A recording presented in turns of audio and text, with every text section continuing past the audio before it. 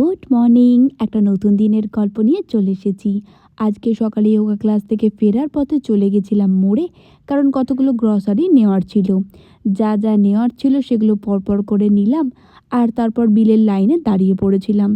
নিয়ে বাড়ি ফিরে মাকে বলি, আজকে স্মুদি তো আমি তৈরি করব। এমনি তো আমার স্মুদি তৈরি করে দেয় মা গ্রাইন্ডারে, কিন্তু দুদিন আগে অনলাইনে হঠাৎ করে আমার এটা নেওয়ার ইচ্ছা হলো, আর অনলাইন রেটিংসের উপর বিশ্বাস করে এটা আমি নিয়েছি। ঠিকঠাক বুঝতে পারছিলাম না যে আমার জন্য এটা কতটা কাজে লাগবে, মানে আমি এটা প্রত্যেক দিন করতে পারবো কি না, এটা ভালো হবে কি না। তাই মাকে বললাম যে প্রথম দিন তো করি, দেখা যাক কী হয়।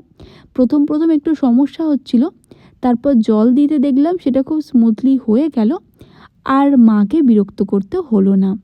মোটামুটি এটার রিভিউ তো আমার কাছে ওকিস্ট, আর খেতেও ঠিকঠাক লেগেছিল।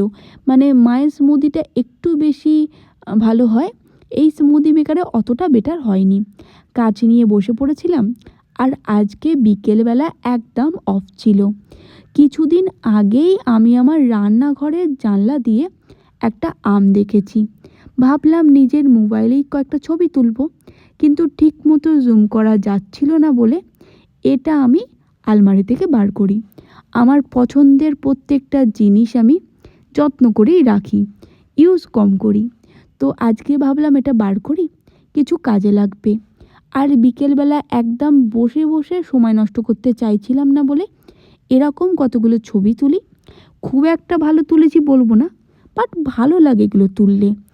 আর এরপর সেরকম কোনো কাজ ছিল না বলে বই নিয়ে বসে পড়েছি। আমার আজকের দিনটা আমি এভাবেই কাটিয়েছি। আমার এই ধরনের ভিডিও ভালো লাগলে ভিডিওটা লাইক শেয়ার করে পেজটা ফলো করে পাশে থেকো, আর আমাকে অনেক ভালোবাসা দিও।